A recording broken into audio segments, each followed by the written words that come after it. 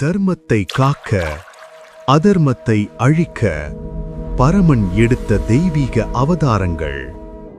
மத்ஸ அவதாரம் அறிவையும் வேதங்களையும் காத்த தெய்வம். கூர்ம அவதாரம் உலகம் நிலைக்க ஆதாரமாக இருந்த சக்தி. வராக அவதாரம் பூமியை இருள் ஆழத்திலிருந்து மீட்ட வீரன்.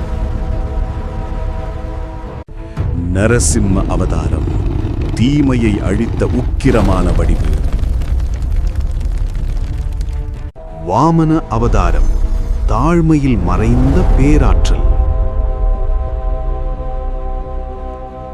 பரசுராமர் அகங்காரத்தை அழித்த யோகி வீரன். ராமர் தர்மத்தின் சின்னம், நீதியின் உருவம்.